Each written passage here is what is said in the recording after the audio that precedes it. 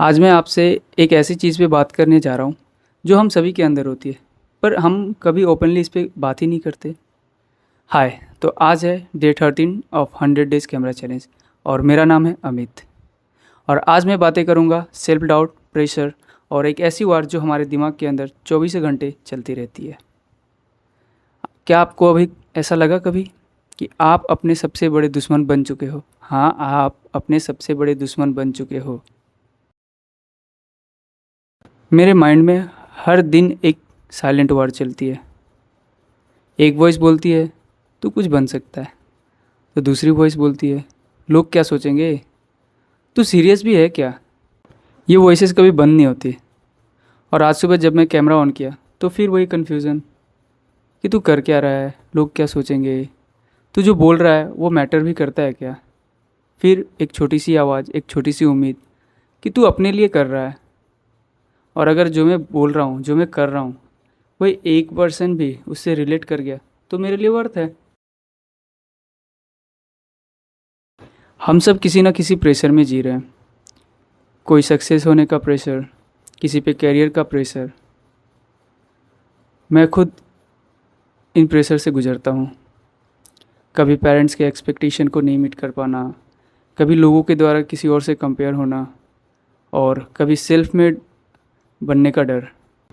और सबसे बड़ी बात, इंस्टाग्राम और यूट्यूब पे जब लोगों की सक्सेस स्टोरी देखता हूँ तो ऐसा लगता है कि हर कोई अपने जीवन में सक्सेसफुल है, हर कोई मचा रहा है, और मैं ही कुछ नहीं कर रहा हूँ। मतलब मैं ही सबसे पीछे रह गया हूँ क्या। लेकिन एक बात मेरे को समझ में आई कि जो रियल सक्सेस होती है ना, वो दिखती नहीं है बल्कि वो फील होती है। और अगर तुम भी प्रोग्रेस कर पा रहे हो, थोड़ा सा ही, ज़्यादा नहीं, then it's more than enough. ऐसा ना सोचना कि मैं बहुत पीछे हूँ। Progress is progress, doesn't matter how big or how small it is. इस बात को हमेशा याद रखना। कभी आपने सोचा है कि ओवर थिंकिंग एक ऐसी हैबिट है जो आपके सपनों को ख़त्म कर देती है, वो भी बिना कुछ किए। मतलब आप पहले सोचते हो कि मैं ये करूं, फिर कुछ और सोचते हो, फिर कुछ और सोचते हो, और एट द एंड क्या होता है कि आप कुछ भी नहीं करते हो। मैं भी इसी साइकिल में फंसा हुआ था। फिर मैंने एक चीज़ अडॉप्ट किया कि पहले करो फिर सोचो। पहले कर लो, उसके बाद सोचना। सोच कर मत करो, जो करना है वो करो। कैमरा ऑन करो, रिकॉर्ड करो, और जो भी बोलना है बोल दो। बस ये मत सोचो कि परफेक्ट क्या होगा, इम्परफेक्ट क्या होगा। बस बोलना है, और बोलना है तो उसे बोलना है। मुझे जब भी लगता है कि मेरा माइंड ओवरलोड हो रहा है तो मैं 3 चीज़ें फॉलो करता हूँ। पहला, बिना फ़ोन के मैं 10 से 15 मिनट बिना फ़ोन के, बिना कोई म्यूज़िक के एक साइलेंट वॉक करता हूँ, और सच बताऊँ तो वो मैजिक की तरह काम करता है। दूसरा, राइटिंग डाउन माई फीलिंग्स। मैं क्या करता हूँ, बस 5 मिनट के लिए जो भी मेरे दिमाग में आते हैं मैं उसको लिख लेता हूँ। इससे क्या होता है ना कि मुझे एक क्लियरिटी मिलता है कि मैं क्या सोच रहा हूँ और मेरी सोच मुझे कहाँ लेके जा रहे हैं। तीसरा, कैमरे से बात करना। ये चैलेंज मेरे लिए एक थेरेपी का काम कर रहा है। जब मैं बोलता हूँ जो भी चीज़ें, तो मुझे पता चलता है कि हाँ, मैं थॉट्स क्या है मेरे, एक थॉट्स को क्लियरिटी मिलती है, और मैं ये समझ पाता हूँ कि मैं क्या फ़ील कर पा रहा हूँ। मैं ये वीडियो सिर्फ अपने लिए नहीं बना रहा हूँ। मैं चाहता हूँ कि अगर तुम इस वीडियो तक आए हो तो मुझसे एक प्रॉमिस करो कि तुम अपने माइंड को हराना चाहते हो। तुम कमेंट करो कि I want to defeat my mind. और अगर कभी भी तुम किसी प्रेशर में फ़ील करो, कभी भी तुम्हें ऐसा लगे कि मेरा माइंड प्रेशर में है, तो और समझ में नहीं आ रहा हो कि किससे क्या बोलूँ, किससे बोलूँ, कहाँ जाऊँ, तो कमेंट में लिखना आई एम हेयर। मैं समझ जाऊँगा। मैं इस 100 डे चैलेंज से क्या चाहता हूँ? Fame, money, views? नहीं। मैं चाहता हूँ जब ये 100 डेज़ का चैलेंज कंप्लीट हो तो मैं एक ऐसा इंसान बन चुका हूँ जो अपने इमोशंस को समझता हो, जो सिर्फ कैमरे से आंखें मिला के नहीं बल्कि दुनिया से आंखों में आंखें डाल के बात कर सके। और मैं भी चाहता हूँ कि आप भी ऐसे ही बनो। इस जर्नी में मेरे साथ चलते चलते आप भी इम्प्रूव करो, ग्रो करो।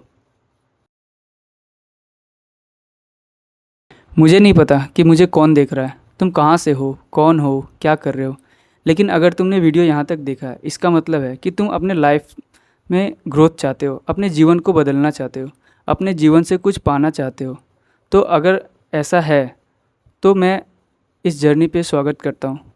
और जो पहले से मुझे जानते हैं उन्हें पता है कि मैं सेल्फ़ इम्प्रूवमेंट जर्नी पे हूँ, जहाँ पे मैं अपने आप को बदलने में लगा हुआ हूँ। मैं अपने आप को एक बेहतर इंसान बनाने में लगा हुआ हूँ।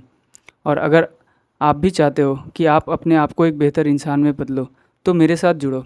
और मैं उन सभी का बहुत बहुत शुक्रगुज़ार हूँ जो मुझे इतने दिनों तक मेरा साथ दे रहे हैं, और जो आज मेरे साथ जुड़ रहे हैं उन सभी को बहुत बहुत वेलकम है।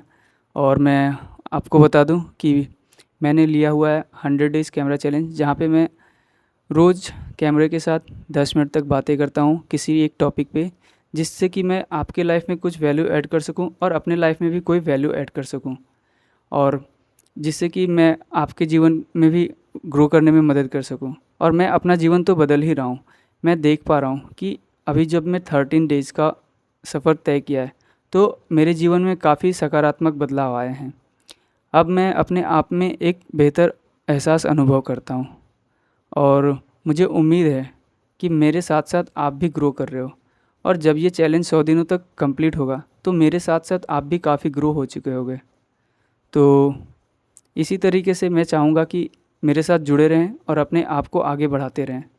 तो ये कैमरा चैलेंज का डे 13 है, और आज हमने बातें करी कि कैसे सेल्फ डाउट पे काम करें, कैसे अपने अंदर जो द्वंद्व चल रहा है उससे हम लड़ें, उस पे हम जीत पा सकें।